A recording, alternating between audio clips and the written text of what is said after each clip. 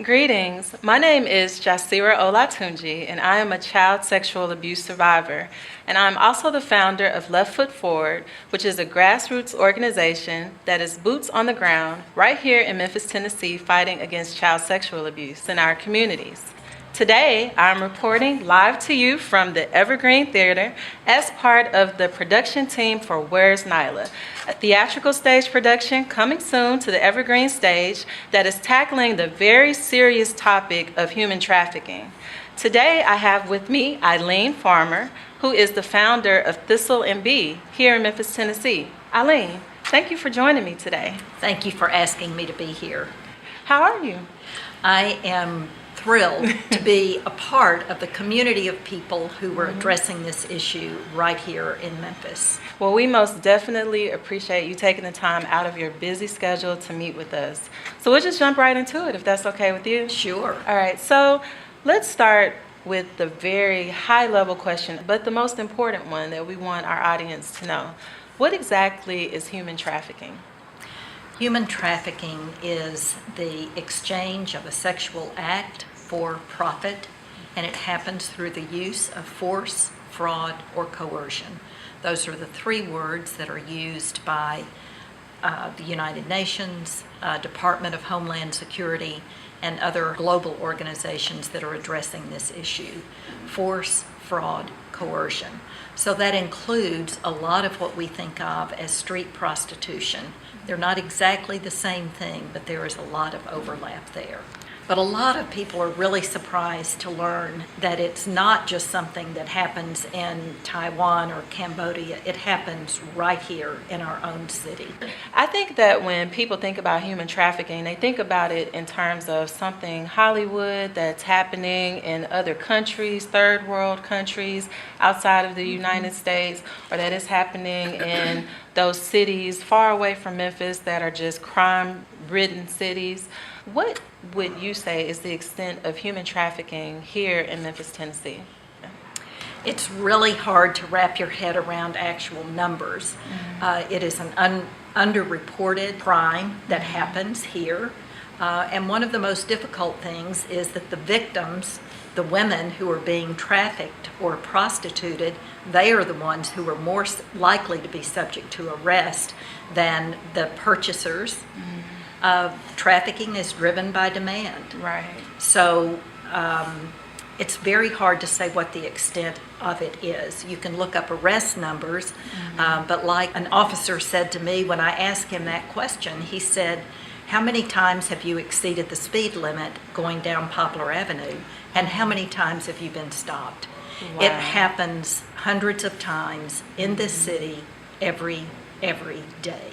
A lot of cities claim to be trafficking hotspots.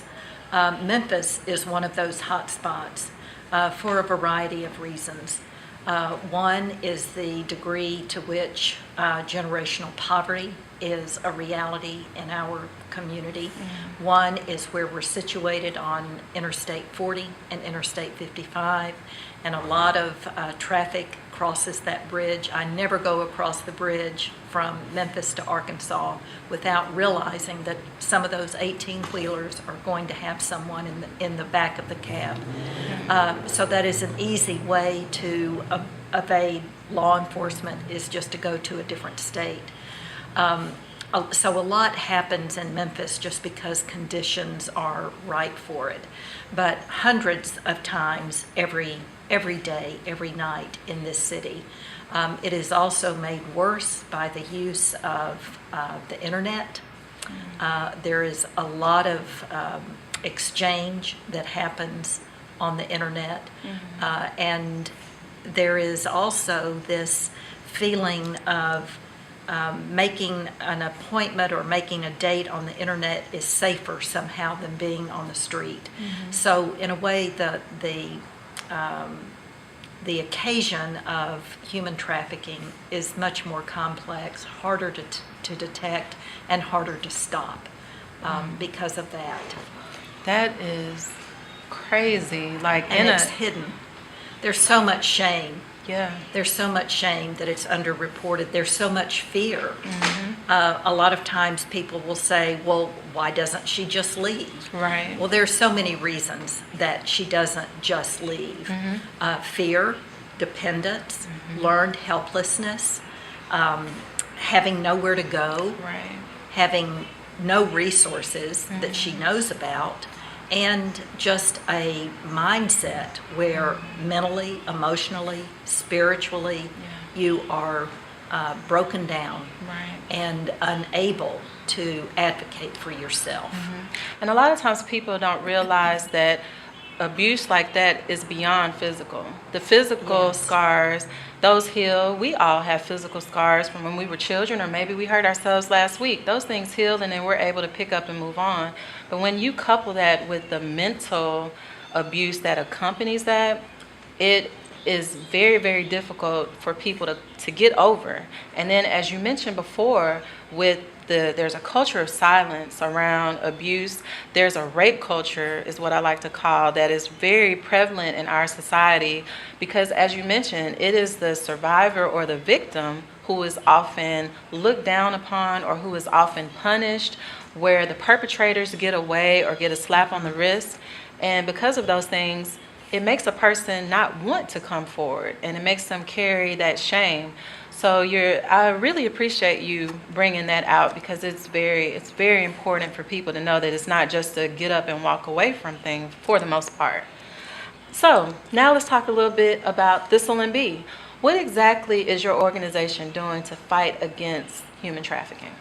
Thistle and Bee is a nonprofit organization. We're a young organization. We started in 2016 and began employing women in our social enterprise in 2017. Our mission statement is that we are here to help women who have survived prostitution and trafficking thrive. So we believe that it really is possible to go from surviving to thriving. But what we are doing is frontline service to women who are survivors. We do that through a 2-year housing program, also through providing therapeutic and mental health and physical, any kind of care that women need to recover and build a new life. And also through employment, because we know that you have to have financial stability to build a new life. But we're also very committed to raising awareness in the community. So at the same time that we're doing frontline service, we're also looking for opportunities to share with church groups, civic groups, schools, you name it, to spread the word that not only is this a reality in our community, but there are lots of services that are available to women when they get to the point of making a decision that I will have a different life. I will reclaim my life. So for those that are watching this interview, what would you say to them in terms of what they can do? We know what Thistle and Bee is doing to help women who are survivors of human trafficking, but for those of us in the community that want to help as well, what is it that we can do? Educate yourself. All you have to do is Google human trafficking, and there are wonderful resources online to learn about the signs, to learn about hotline numbers and things like that, so that you have resources at your fingertips if you encounter this. There are a number of organizations in this city that are devoted to this cause. Learn about them. Donate to them, because all of these agencies that are engaged in the frontline fight to support women who are coming out of the life, it takes a lot of resource. So you can donate, you can buy our products, you can volunteer for an organization, you can invite speakers to your own, to your workplace, to your church, to the school where your kids go. Parents need to know. even in middle school, it's good for parents to know that this is happening in our own city. Right. And it doesn't do any good to put your head in the sand and say, well, it wouldn't happen to my child. Right.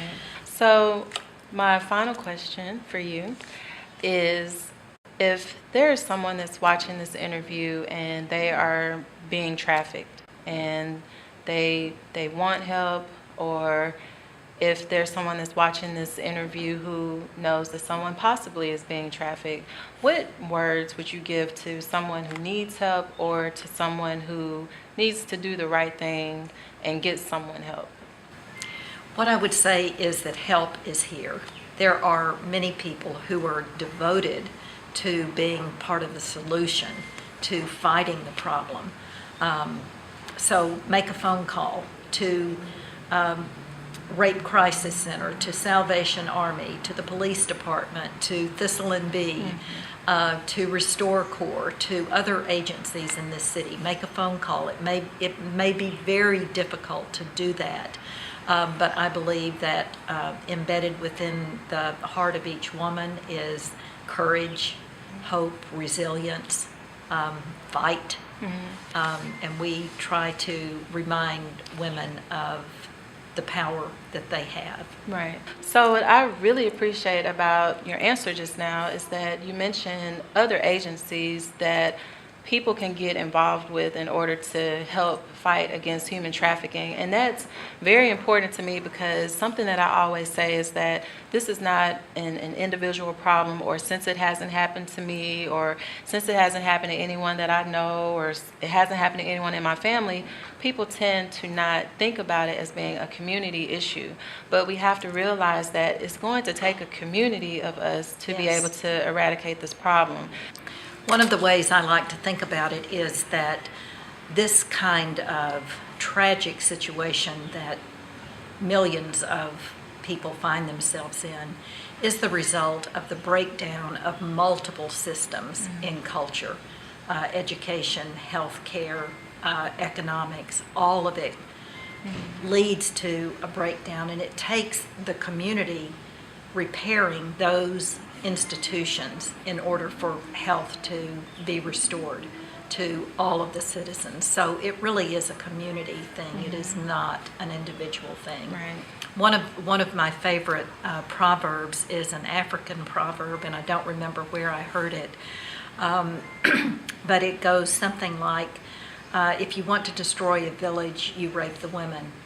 If you want to heal a village, you heal the women. Right. And so we're not just talking about the individual women who have survived this unbelievable trauma, but we're talking about their children and their families and the network of benefit that comes through their own healing journey. Right. Yes, yes. And also, for those of you that are watching, I have the product right here.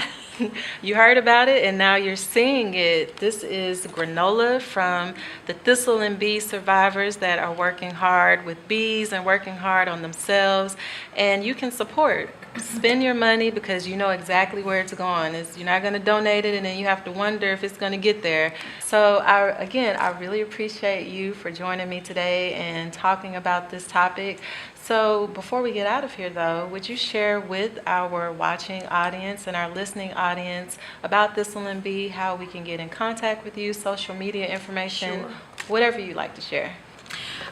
Go to our website, thistleandbee.org, or our Facebook page, Thistle and Bee Enterprises, or look for us in a retail outlet. And know that when you buy a jar of honey or a carton of granola or the herbal tea that we also sell, it is made through love. Honey is made through the love of bees, and the women make all of our products with love.